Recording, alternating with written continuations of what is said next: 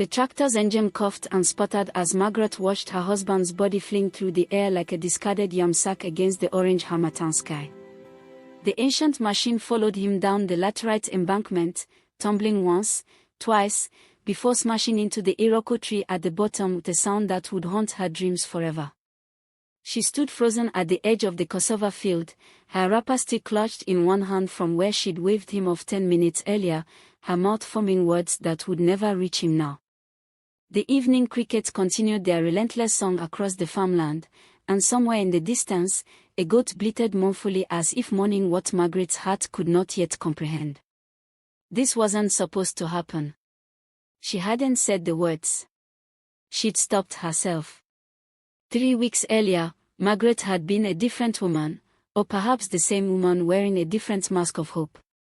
The Abeokuta market smelled of dried fish and palm oil, the red dust rising from beneath her worn slippers as she counted out naira notes for gari and groundnut oil.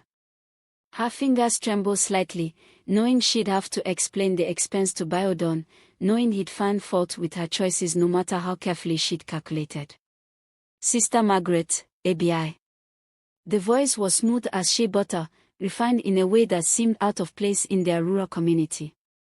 Mrs. Eleanor Okonkwo stood beside her, elegant even in simple ankara, her gaily tied perfectly despite the heat that turned most women's head ties into wilted flowers. Margaret nodded, suddenly conscious of her faded wrapper and work-hardened hands. "I've been meaning to speak with you," Eleanor continued, her smile warm and inviting. "We meet every Thursday evening at the community center behind Pastor Adeyemi's church. The Women's Fellowship. Just a group of sisters from around the village, supporting each other, sharing fellowship. I think you would find it refreshing." "I don't think my husband would," Margaret began, but Eleanor gently touched her arm. "Your husband need not concern himself with women's matters, sister. We meet at 7. Think about it." She pressed a small card into Margaret's palm before gliding away, leaving the faint scent of African musk in her wake. That night, Margaret hid the card in her mother's old Bible, the one Biodon never touched. For 3 days, she turned it over in her mind, imagining what it might be like to spend an evening among other women, to talk about something other than harvest yields and equipment repairs and whether the egusi soup had enough crayfish. On Thursday, she told Biodon she was taking palm oil to Mama Ngozi down the road. He granted his approval without looking up from his newspaper, and Margaret fled before he could ask questions or change his mind or remind her of all the ways she routinely disappointed him. The community center glowed with warm kerosene lamplight, a beacon in the gathering dusk. Inside, a dozen women sat in a circle on wooden benches, their faces turning toward her with such genuine welcome that Margaret nearly wept. Eleanor rose to greet her, introducing her to each woman in turn. Mrs. Ruth, a widow who ran the largest poultry farm in 3 local governments. Mrs. Patricia, whose husband had died in a motorcycle accident 5 years prior. Mrs. Sarah, whose man had succumbed to bad ogagoro. Others, each with their own stories etched in the lines around their eyes.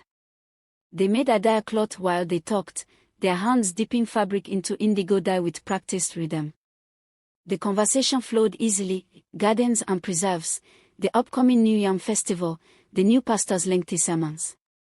But underneath ran a deeper current, a shared understanding of burdens carried and endured. "How long have you been married, Sister Margaret?" Eleanor asked gently, her hands never pausing. 23 years this November. "Children?" Margaret's hands stilled. "We lost our son to malaria when he was 4. There were no others after. My womb closed after that." A collective sigh moved through the circle, sympathetic and knowing. Ruth reached over to pat her hand. "And your husband, he treats you well?" This from Patricia, whose dark eyes seemed to see straight through to Margaret's bruised soul. The lie caught in Margaret's throat. These women, with their kind faces and gentle questions, deserved better than her practiced deceptions. "He's difficult. Set in his ways. He works hard, I suppose, but nothing I do is ever quite right. He controls every kobo," questions every choice. I can't remember the last time he spoke to me with kindness. Last week, he beat me because the pounded yam was too soft. The women exchanged glances, a silent communication Margaret couldn't quite decipher. You're not alone in that, sister, Eleanor said softly. Many of us have known such men.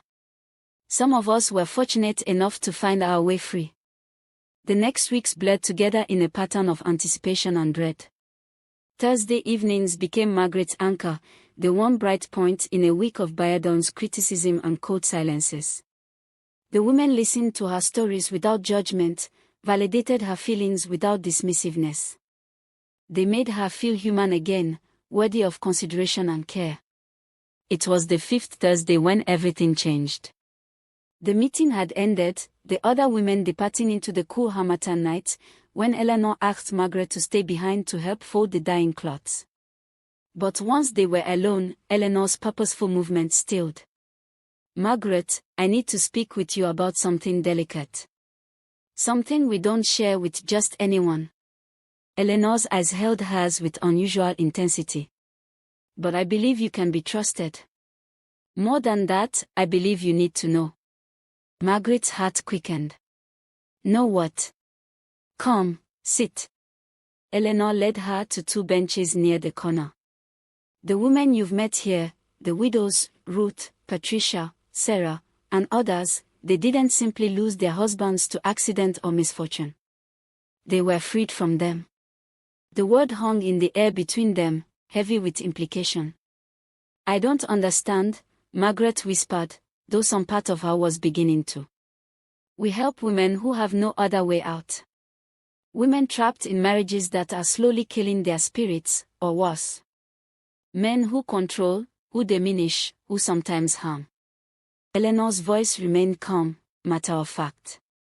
In a place like this, divorce is shame. Women have no resources, no options. Our families tell us to endure. The church tells us to pray harder. The police do nothing. So we protect each other. Margaret stood abruptly, her wrapper nearly coming loose. What are you saying? I'm saying that accidents happen on farms all the time, Margaret. Tractors overturn. Equipment malfunctions. Men fall into wells or are bitten by snakes. The police are sympathetic but not suspicious. And widows, especially struggling widows, inherit what little their husbands left behind. A chance to start again, to breathe freely. You've killed them. The words came out barely audible. We've helped desperate women reclaim their lives. There's a difference. Eleanor stood as well, moving closer. I can see you're shocked. I understand. But think about it, Margaret. Really think. How many more years can you endure? Bayardon is only getting meaner as he ages. You have no children to protect you, no family nearby. What happens when you're too old to work as hard as he demands? When your usefulness to him ends? Margaret backed toward the door, shaking her head. I'm not asking you to decide anything tonight, Eleanor said gently. Just think about it. Think about freedom. Think about a life where you make your own choices, spend your own money, speak without fear of his cane. That's all I ask. Margaret fled into the night, but Eleanor's words followed her home and into her sleepless bed, the ceiling fan barely stirring the hot air. The next days were torture. Every harsh word from Bayardon, every dismissive gesture, every moment of cold control seemed magnified. When he berated her for burning the plantain, she imagined silence. When he refused her request for money to replace her worn-through slippers, she imagined independence. When he slapped her for contradicting him about the weather forecast, she imagined freedom.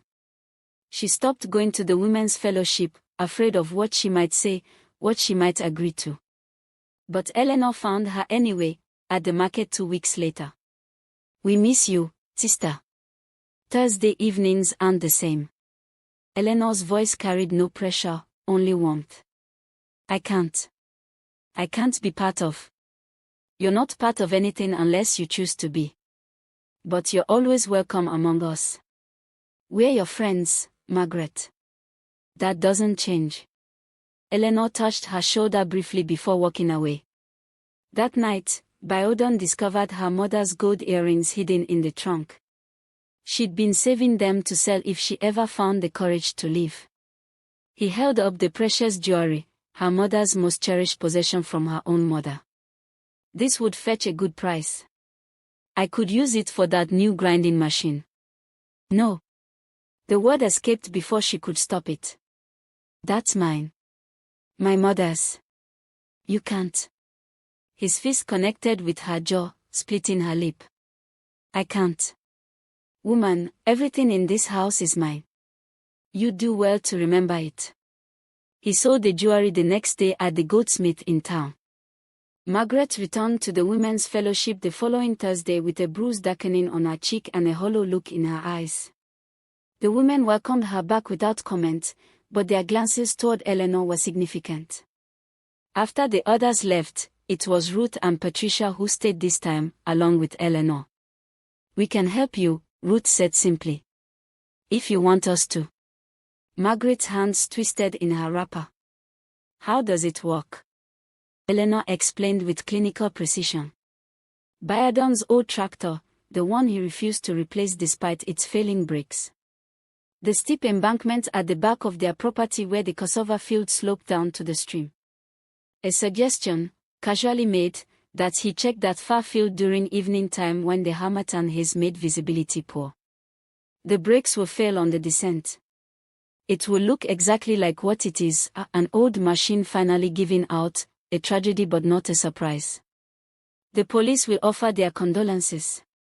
The local government will call it accidental death. Eleanor's eyes held hers. You'll be free, Margaret. And the farm, such as it is, will be yours to do with as you wish. I don't know if I can. You don't have to do anything but suggest he check that field. The rest takes care of itself. Patricia's voice was gentle. That's all. Just a few words. Think about it, Eleanor said. But not too long. Rainy season is coming, and the paths will be muddy. These things are best done while the ground is still dry. Margaret walked home through the darkness, her mind churning. She told herself she was just considering it, not planning it. Just thinking about what freedom might feel like. That wasn't the same as deciding. That wasn't the same as agreeing.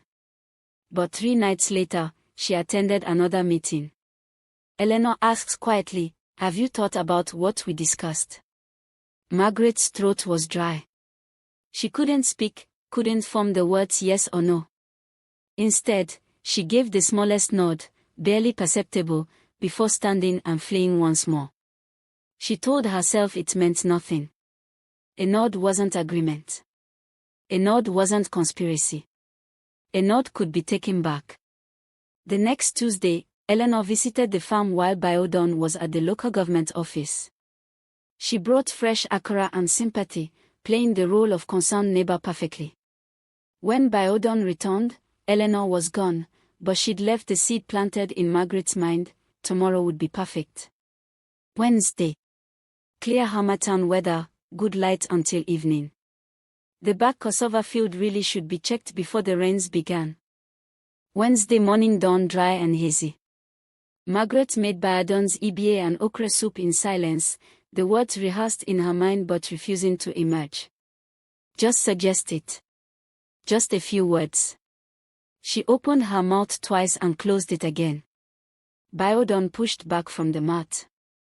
Useless woman, can't even manage a civil good morning. I'll be working on the fence. Relief flooded through her. She hadn't said it. She wouldn't say it. Whatever happened next, it wouldn't be because of her words. That afternoon, she pounded cassava in the mortar, trying not to think about Eleanor or freedom or the weight of choices not made. The sun was beginning its descent, turning the sky orange through the harmattan dust, when she heard the tractor start up, the old one, the one with the bad brakes. Her heart stopped.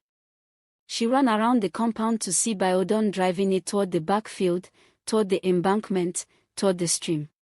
No. Hold on. She screamed, but he couldn't hear over the engine noise. She waved her arms frantically, trying to signal him to stop, but he waved back casually, perhaps thinking she was just saying goodbye, perhaps not seeing the panic in her gesture. She ran after him, her slipper slipping on the red earth, but he was too far ahead. She reached the top of the embankment just in time to see it happen, the tractor gaining speed on the descent, Biodon pumping the brake pedal with growing desperation, his face shifting from confusion to terror as he realized they weren't responding. The scream of metal, the sickening tumble, the final crash against the ancient Iroquois tree. And then silence, except for the crickets and her own ragged breathing. Margaret stood at the edge of the embankment, her mind unable to process what her eyes had witnessed. She hadn't said the words. She'd stopped herself. So how had he known to check that field? How had he chosen today, that tractor, that path? The answer crystallized with horrible clarity: they hadn't waited for her permission. They'd acted without her consent, making her complicit through her silence, her presence at their meetings, that damning nod. The police came, kind and sympathetic. The local government medical officer confirmed 40 breaks, accidental death. Neighbors brought jollof rice and condolences. And the women of the fellowship surrounded her at the burial, playing their roles of supportive friends with perfect precision. Eleanor stood beside her at the graveside, her hand on Margaret's arm. "You're free now, sister," she whispered. "You're one of us." But freedom tasted like bitter cola. Margaret moved through the following days in a daze, waiting for the guilt to subside, for some sense of relief or liberation. It never came.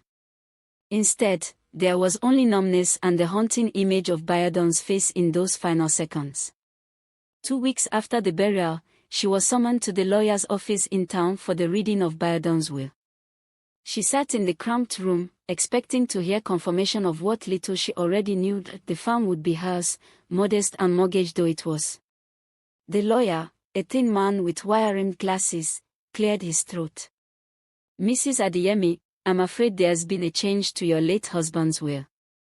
It was updated just 3 weeks ago." Margaret's blood turned cold. "The farm and all assets are left to his brother, Chieftain Adeyemi, currently residing in Lagos. You are entitled to personal effects and a small monthly allowance for 1 year, after which you need to make other arrangements." The room spun. "That's impossible." Biodon barely spoke to his brother. They haven't seen each other in 15 years, not since the land dispute. Nevertheless, these were his wishes, properly witnessed and filed. The lawyer looked uncomfortable. "I'm sorry, Mrs. Adeyemi. You'll have 60 days to vacate the property." She stumbled from the office into the harsh afternoon sun, the heat oppressive even through the harmattan haze. Everything they'd promised, freedom, independence, ownership, was a lie. She'd been made complicit in murder for nothing. That evening, she drove the old motorcycle to Eleanor's substantial compound, rage giving her a courage she'd never possessed before. Eleanor opened the gate with a knowing smile. "Margaret, sister. I've been expecting you." "You knew." Margaret pushed past her into the compound. "You knew about the will. You knew I'd inherit nothing." Eleanor's smile never wavered. "Of course we knew. Ruth has a friend in the lawyer's office. We always do our research." "Then why? Why involve me at all?" "Because we wanted your farm, sister. Not the house and debts, we wanted the land. Your property borders mine, you see. Prime farmland, perfect for expansion. And Chieftain is a Lagos businessman with no interest in village property. He'll sell quickly and cheaply, especially to a sympathetic neighbor who was friends with his late sister-in-law." Margaret felt the ground shift beneath her feet. This was all about land. "You murdered Biodon for land." "We didn't murder anyone. An old tractor had faulty brakes. These things happen." Eleanor's voice remained pleasant, conversational. But we needed you complicit, you see. Needed your presence at our planning meetings, your nod of agreement, your silence. Because now you're as guilty as we are, Margaret. You knew what was going to happen, and you didn't stop it. You didn't warn him. You didn't go to the police. Ruth and Patricia emerged from the house, blocking Margaret's path to the gate.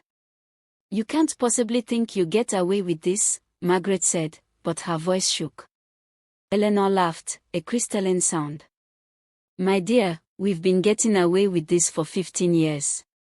7 widows, 7 convenient accidents, 7 land acquisitions. The police commissioner is Ruth's cousin. The local government chairman went to university with Patricia. This is a small community, and we are its pillars. Who would believe you? A desperate woman trying to avoid responsibility for her husband's death. A woman who attended meetings where we discussed his accident and nodded her agreement. You recorded it? Margaret whispered. Insurance, sister. Patricia's niece is quite good with hidden cameras. We have lovely footage of you at our meetings, hearing our plans, nodding your consent. Not quite enough to convict us all, but certainly enough to convict you. Margaret backed against the wall, her heart hammering. What do you want from me? Simple. Sign over your rights to Chief Ton's offer when he sells. We'll make you a fair price for a grieving widow's corporation. You'll have enough to start fresh somewhere far from here. Maybe Lagos or Ibadan. Or. Eleanor's eyes hardened. You can refuse. Go to the police with your accusations. See if they believe you. See if you don't end up in Kerikeri prison while we walk free. Or worse. Worse. Accidents happen, Margaret. You've seen that firsthand. A woman alone, distraught over her husband's death, unstable. Falls into a well. Has a motorcycle accident. Eats poisoned food. Eleanor's smile never wavered. We'd hate for that to happen. We genuinely like you. But we protect ourselves first. Always. Patricia stepped forward, her voice almost kind. There's a third option. Join us fully. Help with the next one. There's a woman in Ijibu whose husband beats her with his belt every weekend. We are planning to help her. Help us, and your family. Protected. And we take care of our own. Margaret looked at the 3 women, seeing them clearly for the first time. Not saviors or friends, but predators who'd identified her vulnerability and exploited it with surgical precision. They'd used her desperation, her loneliness, her years of diminishment to turn her into exactly what they needed, a co-conspirator too tainted to expose them. I need time to think, she managed. Margaret was charged as an accessory but given a reduced sentence in exchange for her cooperation. 18 months in Kerikeri prison, 3 years probation. The farm went to Chief Tond, who sold it to a development company, not Eleanor. Margaret lost everything. The trial was sensational, the conviction certain. Eleanor got life imprisonment without parole. The others received sentences ranging from 15 to 30 years. The community reeled from the revelation that its most respected women had been orchestrating murders for over a decade. Margaret served her time quietly, bearing the hatred of those who thought she should have gotten more and the grudging respect of those who appreciated that she'd ultimately done the right thing. In prison, she met genuinely kind women and genuinely damaged ones, and learned to tell the difference. When she was released, she moved to Port Harcourt, a city where no one knew her story. She got a job as a cook in a small booker, rented a room in a Face Me I Face You, lived simply and honestly. She attended a church where no one knew her past, made cautious friendships that stayed surface level.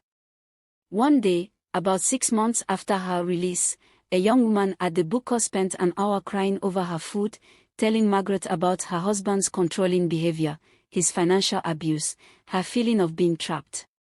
Margaret listened carefully, then spoke. I know it feels impossible right now. Like there's no way out. But there are resources, women's shelters, legal aid, NGOs that help. Let me get you some numbers. She wrote down contact information for legitimate organizations. The path out is hard. Incredibly hard. But it's there, and you can take it without compromising who you are. The young woman looked skeptical. Easy for you to say. No, Margaret said quietly. It's not easy for me to say. I learned the hard way what happens when you look for solutions in the wrong places. When you let desperation make you vulnerable to people who offer easy answers with hidden prices. The right path is almost always the harder one. But it's the only one that lets you keep your soul. She paused, meeting the young woman's eyes. Whatever you choose, choose it consciously. Understand the real cost of every option. And never let anyone else make you complicit in something that violates your conscience.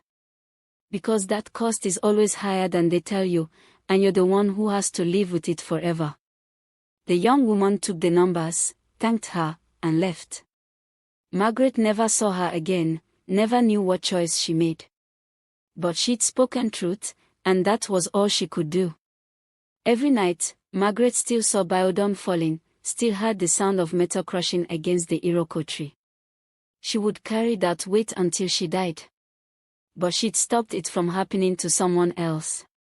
She'd chosen conscience over survival, truth over complicity, even when the cost was everything she had. The Women's Fellowship had promised her freedom through betrayal. Instead, she'd found it through confession, through accepting consequences, through choosing to be someone she could live with even in a prison cell or a single room. Real freedom, she learned, wasn't about escaping responsibility or finding easy solutions. It was about making choices aligned with your values, even when those choices were painful. It was about refusing to become something monstrous even when monstrousness seemed safer. She'd been weak, Eleanor had said. Perhaps that had been true once. But weakness that chooses conscience over convenience becomes something else entirely. It becomes the kind of strength that matters most, the strength to remain human when everything pushes you toward darkness. That was the freedom worth having. That was the only freedom that lasted. Years passed, and Margaret built a quiet life. She never remarried, never returned to Abeokuta. But she volunteered at a women's shelter in Port Harcourt twice a week, helped women fill out police reports, accompanied them to court, sat with them while they cried and raged and mourned the lives they were leaving behind. She never told them her full story, that wasn't necessary or helpful. But she spoke from experience when she warned them about shortcuts, about solutions that seemed too easy, about people who promised to solve their problems in ways that required moral compromise. There's always a legal way out, she told them. Always a path that doesn't require you to become someone you hate. It's harder, yes. It takes longer. You might lose things you care about. But you keep yourself. And that's the only thing worth keeping. Some listened. Some didn't. Margaret understood that everyone had to make their own choices, walk their own paths. She could only offer what she'd learned, paid for in guilt and years and everything she'd once called home. On quiet evenings in her small room, Margaret would sit by the window and watch the sunset paint the Port Harcourt sky in shades of orange and gold, the air thick with humidity and the distant sounds of the city, and she would think about choices and consequences, about the woman she'd been and the woman she'd become. She'd made terrible mistakes. She'd been complicit in evil, even if she'd been manipulated into it. She'd let her desperation and loneliness make her vulnerable to predators who wore the masks of friends. She would answer for those choices for the rest of her life. But she'd also found the strength to stop it, to expose it, to accept punishment rather than perpetuate it.